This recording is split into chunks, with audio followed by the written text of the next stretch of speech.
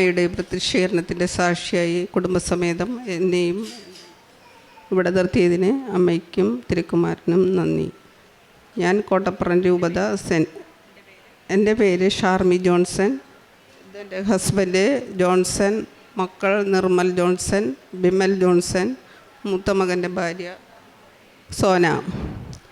ഞാൻ കോട്ടപ്പുറം രൂപത saint Francis saver church ഇടവകയിൽ നിന്ന് വരുന്നു. ഞാൻ ആദ്യമായി ഉടമ്പടി എടുത്തത് 2023 ഏപ്രിൽ 30 അന്ന് എൻ്റെ മൂത്ത മകന് വിദേശത്ത് പോയി ഒരു ജോലി ആഗ്രഹിച്ചുകൊണ്ട് പേപ്പർ വർക്കുകൾ നടക്കുന്ന സമയത്താണ് ഞാനിവിടെ വന്ന് ഉടമ്പടി എടുത്തത്. മകന് വിദേശത്ത് പോകാനുള്ള ആഗ്രഹവും കൂടി ഉള്ളതുകൊണ്ട്. അപ്പോൾ ഞാനിവിടെ വന്ന് ഉടമ്പടി എടുത്ത് രണ്ടാമത്തെ ഉടമ്പടി പൂർത്തീകരിക്കുന്നതിന് മുമ്പ് എൻ്റെ മകന് വിദേശത്ത് പോയി ജോലിക്ക് വേണ്ടി പോകാൻ സാധിച്ചു. പക്ഷേ ജോലിയിൽ കയറാൻ പറ്റിയില്ല. 2-3 മാസത്തെ തടസ്സങ്ങളുണ്ടായിരുന്നു. ആ സമയത്ത് ഞാനും എൻ്റെ ഹസ്ബൻഡും കൂടി ഇവിടെ വന്ന് ജോസഫ് അച്ഛനെ കാണാമെന്നുള്ള ഇതിൽ വന്നിട്ട് കാണാൻ പറ്റിയില്ല. ആ സാഹചര്യത്തിൽ ഞാൻ ഇവിടുത്തെ കൊച്ചച്ഛനെയും ഒരു സിസ്റ്ററിനെയും കണ്ട് പറഞ്ഞപ്പോൾ അച്ഛനും സിസ്റ്ററും പറഞ്ഞ് എല്ലാം ശരിയാകും, പ്രാർത്ഥിക്കുക എന്ന് പറഞ്ഞ്. മകൻ പോയപ്പോൾ ജോസഫ് അച്ഛനെ കണ്ട് അച്ഛൻ്റെ ബ്ലെസ്സിങ് കിട്ടി. ഒരു കാശ് രൂപവും കൊടുത്ത് പ്രാർത്ഥിക്കണമെന്ന് അച്ഛൻ പറഞ്ഞിരുന്നു. പിന്നെ ഇവിടെ വന്ന് ഞാൻ കൊച്ചച്ഛനെയും സിസ്റ്ററിനെയും കണ്ടപ്പോൾ അച്ഛനും പറഞ്ഞു പ്രാർത്ഥിക്കും, എല്ലാം ശരിയാകുമെന്ന് പറഞ്ഞ് ഞങ്ങൾ വിഷമത്തോടെ തന്നെയാണ് ഞങ്ങൾ വീട്ടിൽ പോയി. 3 ദിവസം കഴിഞ്ഞപ്പോൾ മകന് വിദേശത്ത് ജോലിയിൽ കയറാൻ സാധിച്ചു. അതിനുള്ള കാർഡുകൾ കിട്ടി. മാൾട്ട പോസ്റ്റിലാണ് ഇപ്പോൾ വർക്ക് ചെയ്യുന്നത്. അമ്മയുടെയും തിരുക്കുമാരൻ്റെയും ഇടപെടലുകൾ കൊണ്ടാണ് ഞങ്ങൾക്ക് അത്രയും വേഗം ഞങ്ങൾക്ക് ജോലിയിൽ പ്രവേശിക്കാൻ സാധിച്ചത്. മോൻ്റെ ഇൻ്റർവ്യൂ സമയത്ത് 3ാമതായിരുന്ന മോൻ ഏറ്റവും ആദ്യം വിളിക്കാനും സാധിച്ചു അവർക്ക്. അപ്പം മോനിപ്പം മാൾട്ട പോസ്റ്റിൽ വർക്ക് ചെയ്യുന്നു. അമ്മയ്ക്കും തിരുക്കുമാരനും ഈ ആദ്യത്തെ സാക്ഷ്യം അമ്മ സമർപ്പിക്കുന്നു. എൻ്റെ രണ്ടാമത്തെ സാക്ഷ്യം, എൻ്റെ മൂത്ത മകൻ പോയപ്പോൾ ഇളയ മകനും വിദേശത്ത് പോകണമെന്നുള്ള ഒരാഗ്രഹം ഉണ്ടായിരുന്നു. എൻ്റെ പേര് നിർമ്മൽ ജോൺസൺ. ഞാൻ അമ്മച്ചി പറഞ്ഞതുപോലെ തന്നെ ഞാൻ മാൾട്ടയിൽ ജോലിക്ക് വേണ്ടി പോയെങ്കിലും എനിക്ക് ആദ്യം ജോലിയിൽ പ്രവേശിക്കാൻ സാധിച്ചില്ല. ഒരു 3 മാസത്തെ ഗ്യാപ്പ് എനിക്ക് ജോലിയിൽ വന്ന്. അതിന് ഇൻ്റർവ്യൂ സമയത്ത് ഞങ്ങൾ ഒരു 4-5 പേരുണ്ടായിരുന്നു ഇൻ്റർവ്യൂവിന്. അതിൽ ഒരു ബ്ലൂ പേപ്പർ എന്ന് പറഞ്ഞൊരു ഇതാണ്. നമുക്കവിടെ കാർഡ് വേണം. മാൾട്ടയിൽ ഒരു കാർഡ് ഉണ്ടെങ്കിൽ മാത്രമേ നമുക്ക് ജോലിക്ക് പ്രവേശിക്കാനും മാത്രമല്ല നമുക്ക് അവിടെ പുറത്തിറങ്ങാൻ, നമ്മുടെ വീടിൻ്റെ പുറത്തിറങ്ങണമെങ്കിൽ തന്നെ നമുക്ക് ആ കാർഡ് ഉണ്ടെങ്കിൽ മാത്രമേ നമുക്ക് സാധിക്കുകയുള്ളൂ. അപ്പോൾ അതിൻ്റെ ആദ്യഘട്ടമായിട്ടുള്ള ബ്ലൂ പേപ്പർ എന്നുള്ളത് എനിക്ക് ആദ്യം 2 പേർക്ക് കിട്ടി. അതിന് ശേഷമാണ് എനിക്ക് കിട്ടിയത്.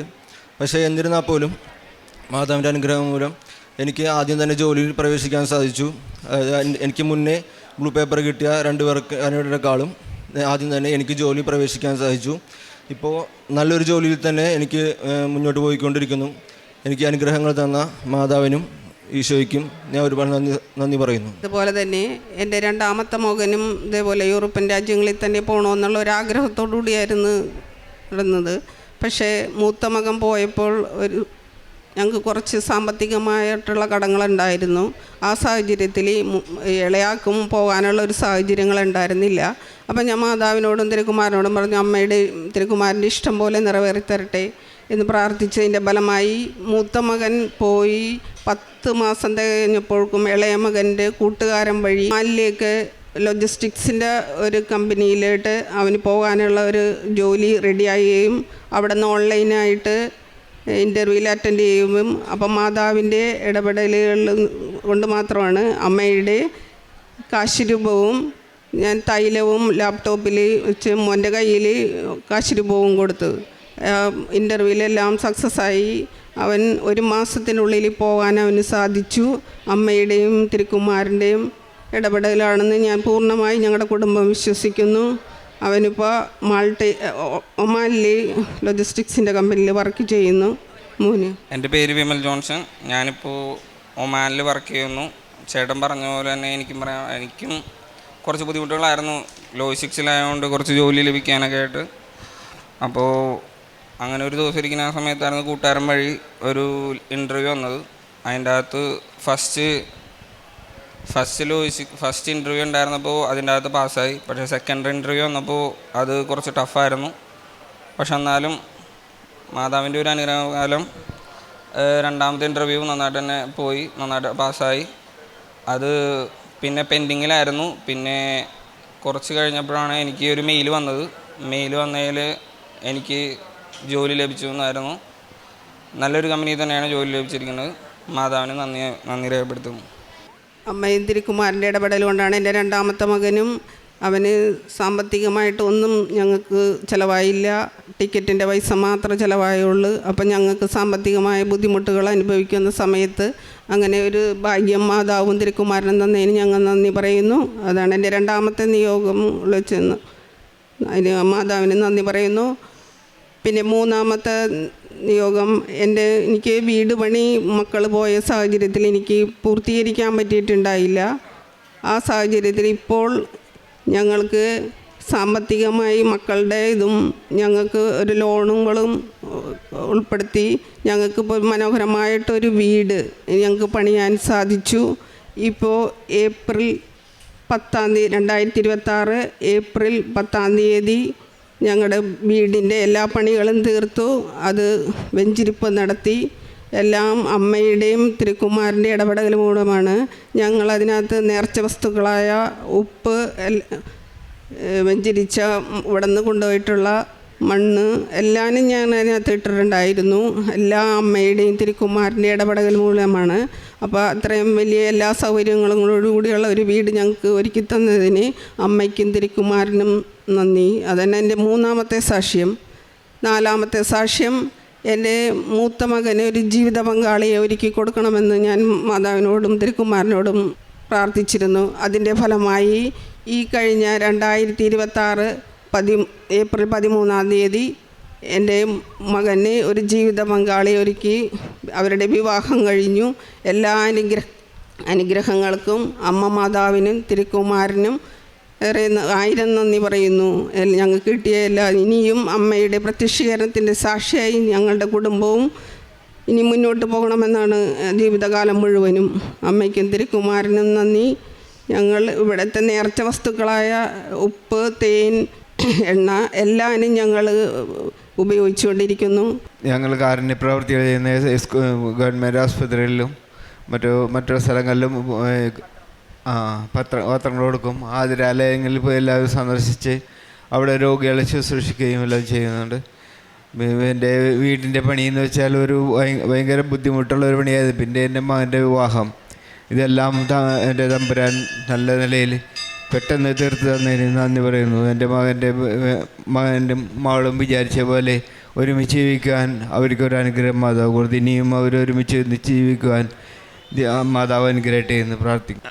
ആത്മീയവിധം ഞങ്ങൾ എല്ലാ ദിവസവും പള്ളിയിൽ പോയിരുന്നു. വീട് പണി തുടങ്ങിയ ശേഷം ഞാൻ ആഴ്ചയിൽ ഒരു 3 ദിവസമൊക്കെ പോകാൻ പറ്റുള്ളൂ ചിലപ്പോൾ. എന്നാലും ചില പള്ളികളിൽ ഞങ്ങൾ പോക്കും മുടക്കാറില്ല. പിന്നെ വൈഫ് എല്ലാ ദിവസവും പള്ളിയിൽ പോകും. ഒരു ദിവസം മുടക്കാതെ പള്ളിയിൽ പോകും. വീട്ടിലെ കുടുംബ പ്രാർത്ഥന, ബൈബിൾ വായന എല്ലാം ഞങ്ങൾ മുടങ്ങാതെ നടക്കുന്നുണ്ട്. ജവമാല എല്ലാ ദിവസവും കൃത്യമായിട്ട് എത്തിക്കും. ആത്മീയ ജീവിതമായതെന്ന് പറഞ്ഞാൽ ഞാൻ മുമ്പ് പ്രാർത്ഥന എത്തിക്കും, ബൈബിൾ വായിക്കും. അതെ, ഉടമ്പടിയിലായപ്പോൾ നമുക്ക് കുറച്ച് മാറ്റങ്ങൾ, അത് നമ്മൾ ഈ ഉടമ്പടിയിലായിരിക്കുമ്പോഴാണ് നമുക്കത് മനസ്സിലാകുന്നത്. നമ്മൾ എന്തുമാത്രം ഉടമ്പടിയിൽ ജീവിക്കുമ്പോൾ യേശുവോട് ചേർന്ന് നിന്നുകൊണ്ടും അമ്മ മാതാവിനോടും ചേർന്ന് നിന്നുകൊണ്ട് നമുക്ക് പ്രാർത്ഥിക്കാൻ ഇനിയും ഇതേപോലുള്ള ഒരു അനുഗ്രഹങ്ങൾ ഞങ്ങളുടെ കുടുംബത്തിലും ഇവിടെ വന്ന് പ്രാർത്ഥിക്കുന്ന ഒരുപാട് സങ്കടപ്പെട്ട് പ്രാർത്ഥിക്കുന്ന മക്കളുണ്ട്. അവർക്കും അമ്മയുടെയും തിരുക്കുമാരൻ്റെയും അനുഗ്രഹങ്ങൾ കിട്ടട്ടെ എന്ന് പ്രാർത്ഥിച്ചുകൊണ്ട് ഒരിക്കൽ കൂടി ഞങ്ങൾ പ്രാർത്ഥിച്ചുകൊണ്ട് ഈശോയ്ക്കും മാതാവിനും 1000 നന്ദി. അവിടുന്ന് അവരെ എന്നേക്കും അനുഗ്രഹപൂർണരാക്കി. അങ്ങയുടെ സാന്നിധ്യത്തിൻ്റെ സന്തോഷം കൊണ്ട് അവരെ ആനന്ദിപ്പിച്ചു. സങ്കീർത്തനം 21 6-ാം വചനമാണ്. ഉടമ്പടി ദൈവത്തോടുള്ള ഒരു ആത്മീയ ബന്ധമാണ്, ഒരു അടുത്ത ബന്ധം. ദൈവസന്നിധിയിലെ സന്തോഷം ആനന്ദിക്കാനും ആ അനുഗ്രഹങ്ങളുടെ ഉറവയായ ദൈവത്തിലേക്ക് കൂടുതൽ അടുക്കുവാനും ആ സന്നിധിയിൽ ജീവിക്കുവാനുമുള്ള ഒരു വലിയ അനുഗ്രഹമാണ് ഉടമ്പടിയിൽ കൂടെ നമുക്ക് ലഭിക്കുന്നത്. ആ അനുഗ്രഹങ്ങളുടെ ഉറവയിലേക്കാണ് പരിശുദ്ധ അമ്മ, കൃപാസനം അമ്മ നമ്മെ ഓരോരുത്തരെയും കരം പിടിച്ച് നമ്മെ മുന്നോട്ട് നയിക്കുന്നത്. ഉടമ്പടി വിശ്വാസത്തോടെ വിശ്വസ്തയോടെ പാലിക്കുമ്പോൾ നമ്മുടെ കുടുംബത്തിലും മറ്റുള്ളവർക്കും നമ്മളൊരു അനുഗ്രഹമായി മാറുകയാണ്. നമ്മുടെ ജീവിതം തന്നെ ഒരു വലിയ സാക്ഷ്യമായി മാറുകയാണ്. ഷാർമി ജോൺസൺ എന്ന സഹോദരിയും കുടുംബവും ഇന്ന് പരിശുദ്ധ അമ്മയുടെ ആലയത്തിൽ വന്നിരിക്കുന്നത് പ്രത്യക്ഷീകരണത്തിൻ്റെ ഒരു വലിയ സാക്ഷ്യമായിട്ട് തന്നെയാണ്.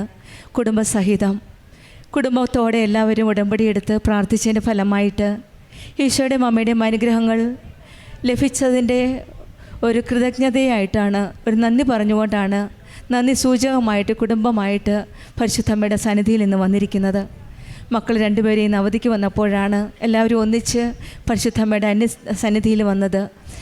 ആദ്യമായി മൂത്ത മകന് വേണ്ടി പ്രാർത്ഥിച്ചപ്പോഴും ജോലി തടസ്സമുണ്ടായിരുന്നു. പക്ഷെങ്കിൽ ഈശോയും അമ്മയും ഉടമ്പടിയിൽ ഇവരെ നിയോഗമറ്റ് പ്രാർത്ഥിച്ചതുകൊണ്ട് ഈശോയും അമ്മയും അവർക്ക് നല്ലൊരു ജോലി നൽകി. മാൾട്ടയിലെ പോസ്റ്റ് ഓഫീസ് നല്ലൊരു ഗവൺമെൻറ് ജോലി നൽകിയാണ് ഈശോയും അമ്മയും ഇവരെ കുടുംബത്തെ അനുഗ്രഹിച്ചത്. അതുപോലെ തന്നെയാണ് ആ മകൻ്റെ വിവാഹ കാര്യവും. ഓരോ കാര്യങ്ങളും നിയോഗമായി സമർപ്പിച്ചതിൻ്റെ ഫലമായിട്ടാണ് ഓരോ കാര്യങ്ങളും ഈശോയും അമ്മയും ഇടപെട്ട് നടത്തി കൊടുക്കുന്നതായിട്ട് നാം കാണുന്നത്.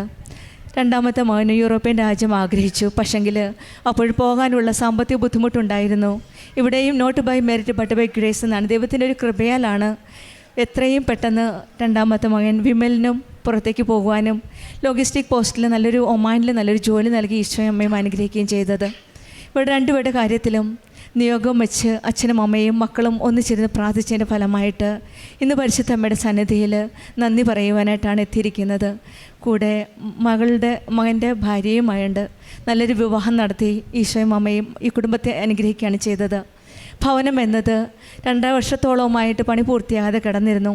അതും നിയോഗത്തിൽ സമർപ്പിച്ചതിൻ്റെ ഫലമായിട്ട് ഭവനം പൂർത്തിയാക്കുവാനും ഏപ്രിൽ 10-ാം തീയതി ആ ഭവനത്തിൻ്റെ വെഞ്ചരിപ്പ് നടത്തി ഈശോയുടെ അമ്മയ്ക്ക് നന്ദി പറയാനുമാണ് ഈ കുടുംബം ഇന്ന് അമ്മയുടെ സന്നിധിയിലായിരിക്കുന്നത്.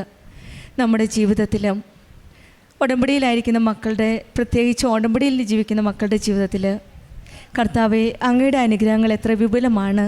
തൻ്റെ ഭക്തർക്ക് വേണ്ടി അവിടുന്ന് അവ ഒരുക്കി വച്ചിരിക്കുന്നു. അങ്ങയിൽ അഭയം തേടുന്നവർക്ക് അവ പരസ്യമായി നൽകുന്നു എന്നാണ് സങ്കീർത്തനം 31:19 വചനം പറയുന്നത്. നമുക്ക് ഓരോരുത്തർക്കും ഉടമ്പടിയിലായിരിക്കുന്ന മക്കൾക്ക് ഒരുക്കി വച്ചിരിക്കുന്ന അനുഗ്രഹങ്ങൾക്കായി നമുക്കും കാത്തിരിക്കാം. നമ്മുടെ ജീവിതത്തിൽ ഈശോയും അമ്മയ്ക്ക് സ്ഥാനം കൊടുക്കുമ്പോൾ ഈശോയും അമ്മയെ നമ്മുടെ ജീവിതത്തിൽ പുതിയ വഴികൾ തുറന്നുകൊണ്ട് ഇറങ്ങി വരുവാൻ സാധിക്കട്ടെ എന്ന് നമുക്ക് പ്രാർത്ഥിക്കാം. നമ്മുടെ കൃപാസനം ഉടമ്പടിയിലൂടെ ദൈവസന്നിധിയിൽ ഉറച്ചു നിന്ന് പരിശുദ്ധ അമ്മ നമ്മെ അനുഗ്രഹങ്ങളുടെ ഉറവിടമായ കർത്താവിലേക്ക് കരം പിടിച്ച് നയിക്കട്ടെ എന്ന് പ്രാർത്ഥിക്കാം. നമ്മുടെ ജീവിതത്തിൽ സന്തോഷവും അനുഗ്രഹങ്ങളും അനുഭവിക്കുവാൻ നമുക്കും ഇടവരുത്തട്ടെ എന്ന് പ്രാർത്ഥിച്ചുകൊണ്ടും ഷാർമി ജോൺസന് കുടുംബത്തിൽ ലഭിച്ച എല്ലാ അനുഗ്രഹങ്ങൾക്കും നമുക്ക് കരങ്ങളടിച്ച് ദൈവത്തെ മഹത്വപ്പെടുത്താം. യേശുവേ നന്ദി, യേശുവേ സ്തുതി, ആവേ മരിയ. അത്യപൂർവ ദൈവാനുഭവങ്ങൾ ഇനി നിങ്ങൾക്കും സ്വന്തം. ഈ യൂട്യൂബ് ചാനൽ ഇതുവരെ സബ്സ്ക്രൈബ് ചെയ്തിട്ടില്ലെങ്കിൽ ഇപ്പോൾ തന്നെ സബ്സ്ക്രൈബ് ചെയ്യുക. ഈ വീഡിയോ ഇപ്പോൾ തന്നെ നിങ്ങളുടെ സുഹൃത്തുക്കൾക്ക് ഷെയർ ചെയ്തുകൊണ്ട് കർത്താവിൻ്റെ പ്രേക്ഷിതരാകുക.